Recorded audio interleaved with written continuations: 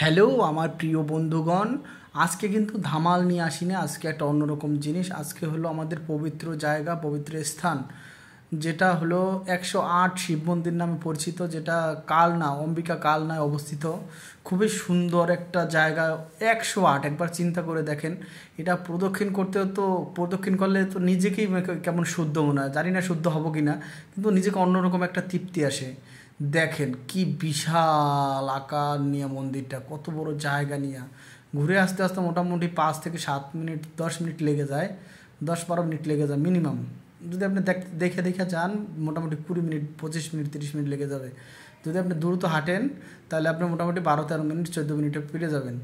তাই বলি সবাই এরকম সুন্দর শিব মন্দির, বাবা ভোলানাথের মন্দিরে সবাই একটু যাবেন, দেখবেন মন পবিত্র হয়ে যাবে। খুবই দর্শনীয় এবং সুন্দর জায়গা। দেখলে বস মনটা এমনিতেই অন্যরকম হয়ে যায়। তোমাদের কি বলছি বস, সবাই একটু যাও না। অনেক টাকাই তো খরচ করো, অনেক টাকাই তো ব্যয় করো এদিক সেদিক করে। সবাই অম্বিকা কালনায় চলে যাও এবং 108টা শিব মন্দির দর্শন করে হবো। নিজেকে অনেক অনেক ধনী মনে হবে তখন। ধন সম্পদ দিয়ে কী করবা তুমি যখন এই মন্দিরটা ভ্রমণ করবা, মন্দিরটা ঘুরে আসবা, বাবা ভোলানাথের দর্শন নিয়ে আসবা, তোমার মনে হবে যেন তুমি অনেক সম্পত্তির মালিক, অঢেল সম্পত্তির মালিক। যেখানে ভোলানাথ নিজে অবস্থান করে, ভোলানাথের সাথে সাক্ষাৎ মেলে, সেখানে কি সম্পত্তির কোনো মূল্য আছে? সেখানে কোনো অর্থ, টাকা করি এগুলোর কোনো ভ্যালু নেই আমার আমার মনে হয় যেটা। এখন আপনারা কি করবেন এটা আপনাদের ব্যাপার। আমি সবাইকে অনুরোধ করব, সবাই মন্দির দর্শন করেন। জীবনের দেখবেন যে সব কিছু থেকে এটাই যেন সবচেয়ে বড় পাওয়া। আমি যেটা মনে করি, এখানে শিক্ষিত অশিক্ষিত, মূর্খ বড়লোক গরিবের কোনো তুলনা বা ব্যবধান করা হয় না। এখানে স্বয়ং বাবা ভোলানাথ কাকে কার সাথে দেখা করবে সেটা আপনার উপর নির্ণয় করতেছে। কারণ আপনি কখন সময় করে যাবেন সেইটার উপরে ডিপেন্ড করে কিন্তু এই ভোলানাথ সকলকে তার চরণে আশ্রয় দেয়। তো আমরা ভগবানের কৃপায় সেই ভোলানাথের দর্শন পেয়ে গেছি। ভোলানাথকে, আমাদের কপালটা অনেক ভালো, আমাদের মনটা অনেক পবিত্র হয়ে গেল।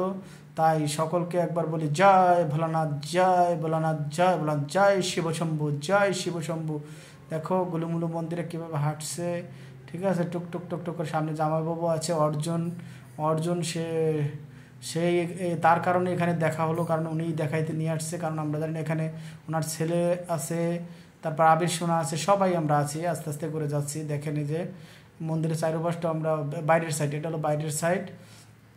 খুব সুন্দরভাবে আমরা এটা করতেছি। এটা হলো আমরা ঢোকার বেরোনোর পরে, খুব সম্ভব এটা বেরোনোর পরে, আমরা মন্দির থেকে বেরোনোর পরে এই ভিডিওটা ধারণ করেছি।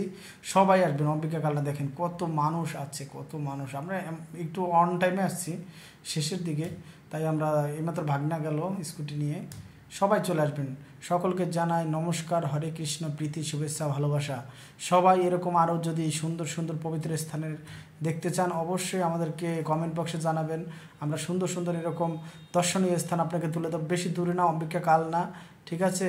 এটা আপনারা যদি কল্যাণী থেকে যান তাহলে আপনারা যাবেন হলো ত্রিমিনি দিয়ে, ম্যাজিক গাড়ি ধরে চলে যাবেন হলো